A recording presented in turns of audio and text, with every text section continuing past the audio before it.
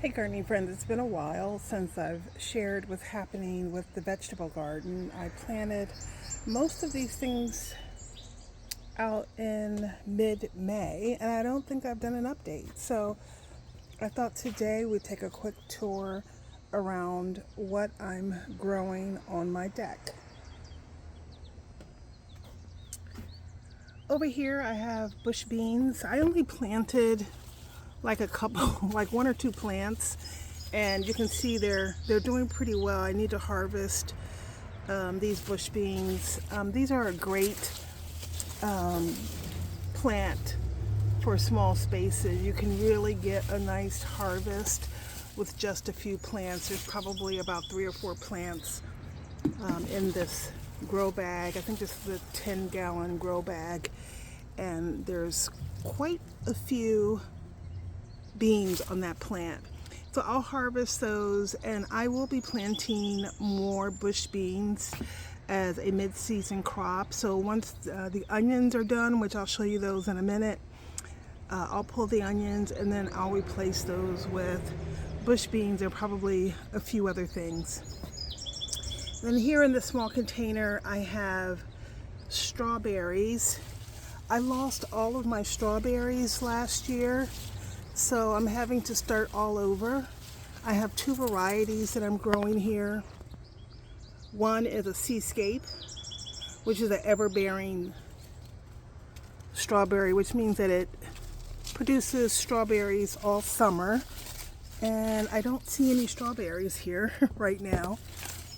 And then the other one is the Honey Oy, which is a June bearing. So it produces most of its berries in June. I didn't really get that many berries this year. This is really the first year. I just bought these plants this year, so hopefully I'll get more next year.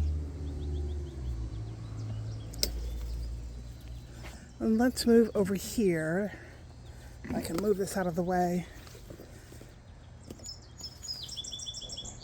So in this whiskey barrel, I'm growing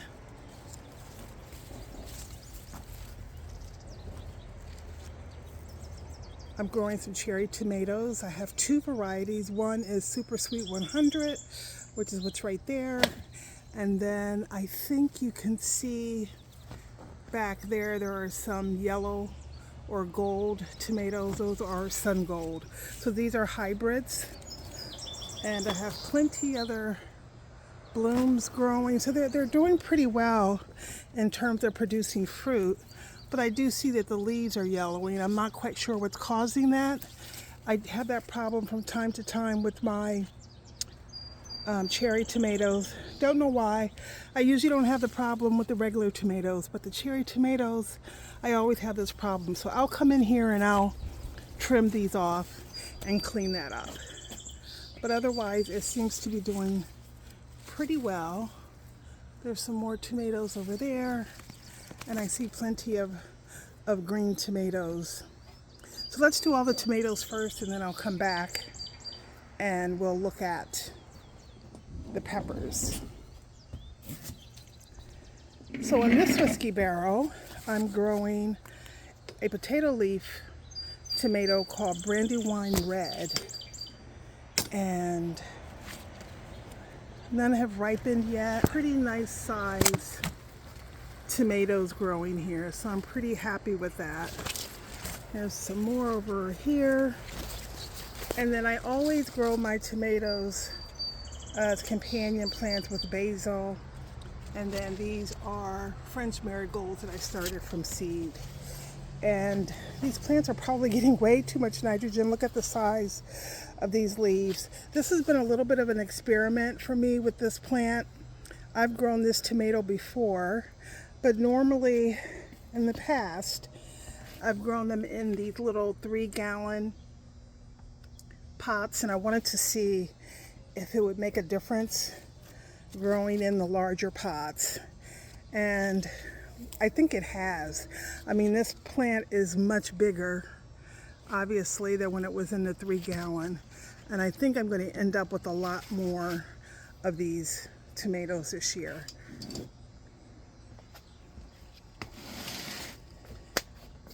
And then I have three 3-gallon pots where I have tomatoes in. Now 3-gallon pots are probably the smallest container that I would grow a tomato in. It's probably too small. If I was giving someone advice, I'd probably tell them nothing smaller than a 5-gallon container.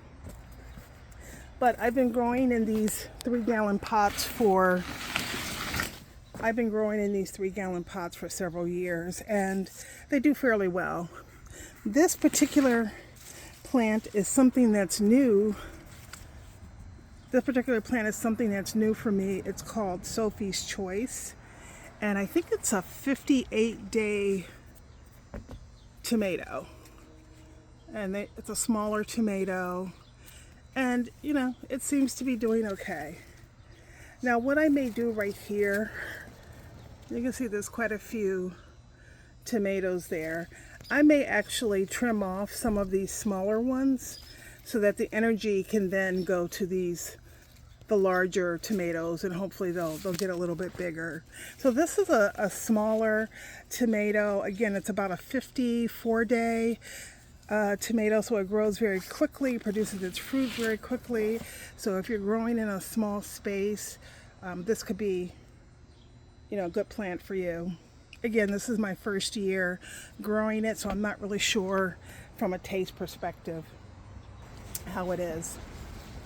This guy right here is Black Creme, and I grew these many years ago, so it's been a long time since I've grown the Black Creme, and I think this is going to be my best harvest yet of this particular tomato. So it's doing pretty well.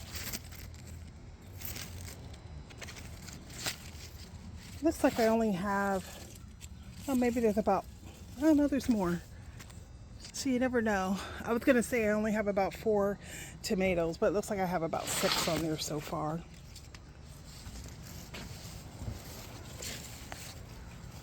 And then this is also a new to me tomato. It's called a Manna Orange, and it's a fairly large tomato. I did harvest a small one. I had a little bit of problem with blossom end rot on this. I think I've picked maybe 2 so far that did have blossom end rot. And again, most people, when they see that, they want to add calcium to the soil, but usually it comes from inconsistent watering, which means that your plant is not able to uptake the appropriate amount of calcium. It's not that your soil lacks calcium. Anyway, it's doing pretty well. First time I'm growing this plant, so it's kind of weird because I have this huge tomato here, and then all the other ones are pretty small. But we'll see how it does. That's the first for this year. And then this guy right here is a variety called Goose Creek. This is maybe my 3rd time growing this, and this may also be my best year. In the past when I've grown this, I haven't had a lot of productivity off of this plant, but this year it seems to be doing a little bit better. The tomatoes are not that large, but they have a really nice taste.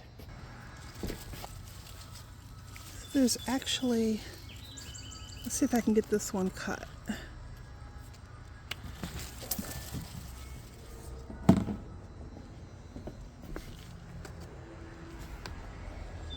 Ah, there you go.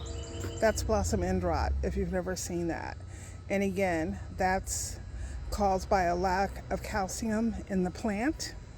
It could be that you don't have enough calcium in the soil, or it could be inconsistent watering, which does not permit your plant to utilize the calcium. So both of those. So in the trash they'll go. Maybe these others look pretty good. So I'm hopeful that that was just an earlier cycle of poor watering that has caused that. So those are all of the tomatoes. There's the Goose Creek. Over here, I have a manna orange. This is the black creme. And this little guy is Sophie's Choice. I don't know if I said that earlier, but that's Sophie's Choice. And then here in the corner, I have the Sun Gold and the Super Sweet 100 cherries. Okay, so let's take a quick look at the peppers that I'm growing. So in this whiskey barrel, I have 2 peppers. I believe these are the Corno di Toro peppers, or a sweet pepper. And unfortunately, I cut a couple of the plants by accident. I was actually trying to trim back the basil, and I accidentally trimmed back the pepper plant. So I don't think I'm going to get a lot of peppers. You can see where I cut the pepper plant right there. So I don't think I'm going to get a lot of peppers this year, but I have a few on the vine, so I'm pretty happy. Whatever I get, I'll be very happy with that. And I've grown those for maybe about 3 years.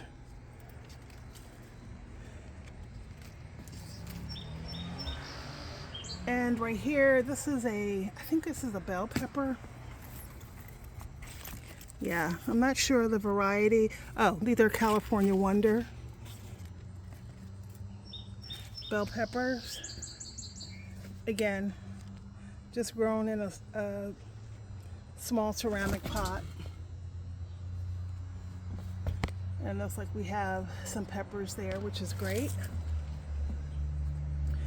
And then this is another of the Corno di Toro sweet pepper. It seems to be doing pretty well. I got a few peppers. There's another pepper down there. Here's a small one just growing. And better yet, there's blooms. So as long as your plant is still kicking out blooms, you'll have peppers on the way. So I've grown all of those before. The California Wonder, I've grown the Corno di Toro many times, very happy with those. But this particular plant is new to me. This is the Jimmy Nardello. It is a sweet pepper. And I first saw this on Yellow Door Homestead. Asia would grow this, and I thought, you know what, let me try that. And it's doing so well. I think I have about 12 peppers just on this one plant, and it's a fairly small plant. It's not a big plant, and there are quite a few peppers. One thing that I realized this year, I never noticed this before, but pepper plants are really brittle. I mean, I've been breaking branches all over the place. So I just broke this as I was filming. I'm not happy about it. There's a little bloom right there, so that would have been a pepper. And of course I have this pepper here, so I'll pick a green. These will ripen to a red, but I'll pick a green and see how it tastes. So I'm really excited about this Jimmy Nardello. This may be on the regular rotation of pepper plants. So I have a 3-tier green stalk, so I have a few things growing in here. I have Swiss chard. I have a few carrots. This is arugula, which I think this may be ready to be pulled. There's a little bit of sage here. And I have quite a few empty pockets now because I had to pull some of the other plants. I have broccoli growing in here. I had spinach. So those spring crops were pulled, and I haven't replanted this. I have chives. And then this huge puppy right here is lemon balm. I love this. I come out and I'll pick a couple of leaves and take it in and make me a cup of lemon balm tea. Very relaxing. So that's the green stalk. And again, it's just a 3-tier. I also have mint growing here. There's two varieties. I've had this mint for a couple of years in this pot. This is chocolate mint, and I don't know which one is in here and which one isn't. And this one is orange mint.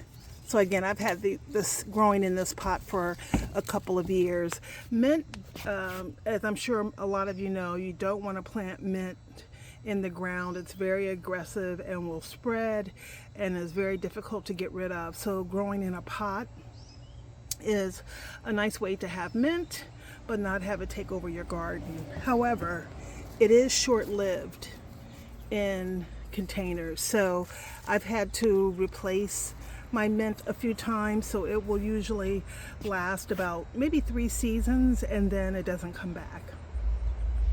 I have more Swiss chard, and then under here, I don't know how this is doing. It doesn't look too good. This is my raspberry bush, and I did get a few raspberries off of here this year. But I think they're all gone now. So that's my raspberry. I'm gonna have to repot this. It's in a ceramic pot, the same size as that one. But I think it's time. It's been in this pot for about 3 years, so I think it's time to pot it up into a larger pot. So I'll do that next spring. Let's go over here and see what's growing out in the yard.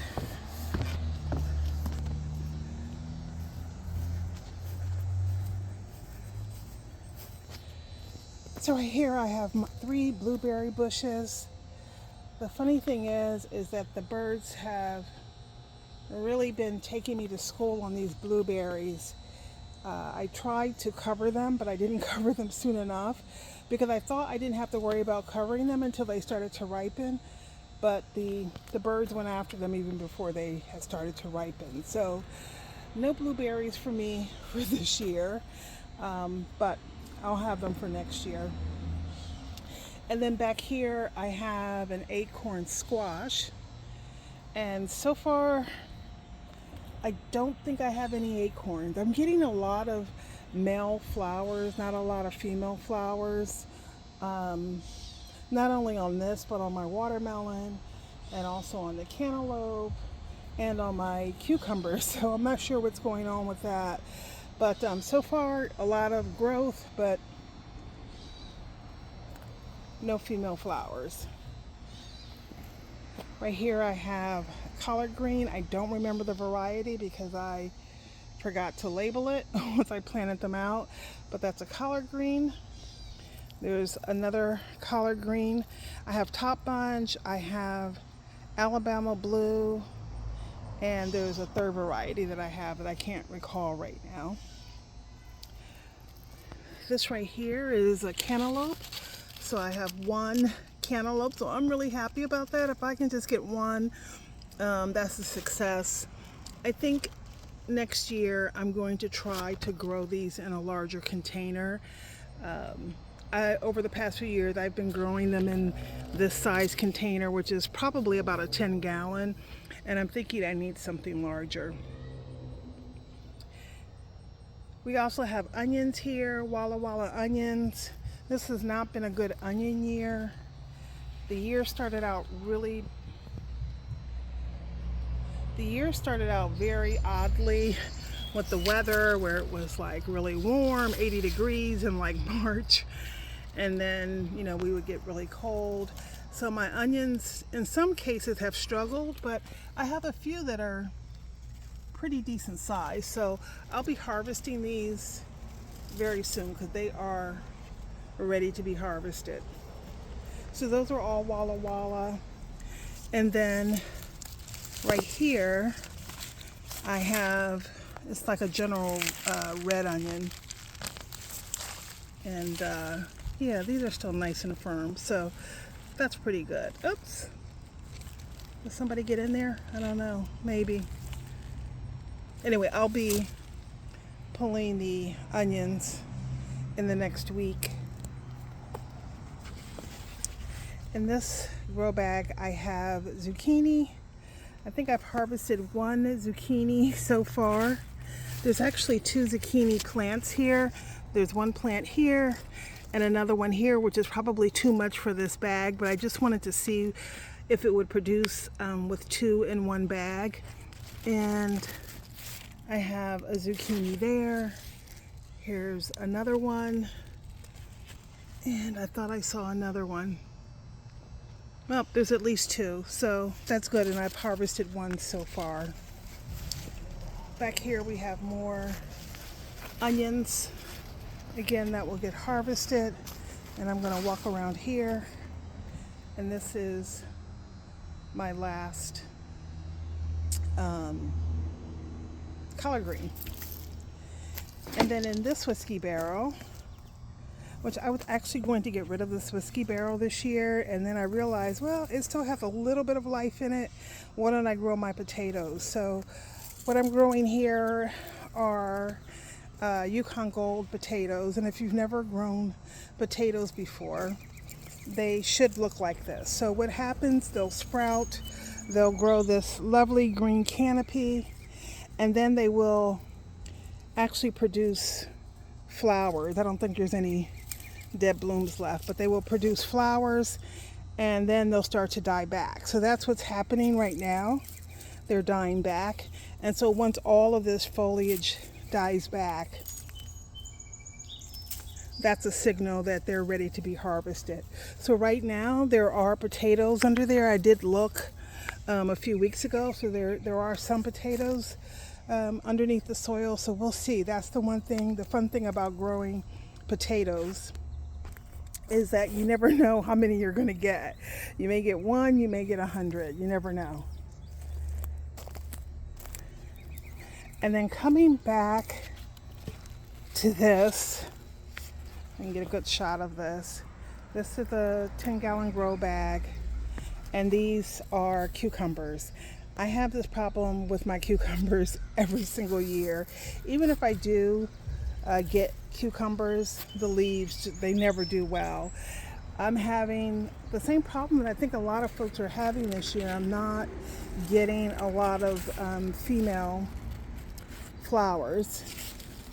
So, but it's growing. You can see it's pushing out new growth there. So I am hopeful that it will turn around for me. Oh, look at there. There's one. There's one female fruit, but I don't think that was pollinated. It doesn't look like it. So these are, again, these are struggling too, but this is every year. I mean, I don't think I've ever grown cucumbers without the plants looking like this.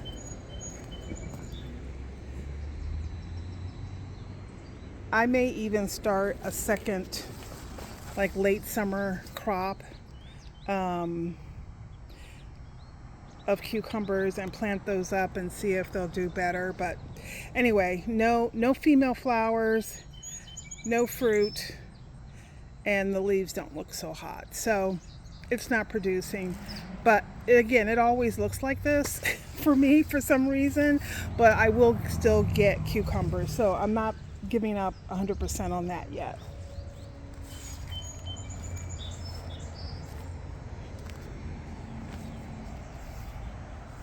So those are all the veggies that I'm growing in my garden. They're not doing all that great. It's kind of so-so, but I can't wait to harvest the collard greens and the onions I'm looking forward to. And if I get one cantaloupe, I'll be really happy.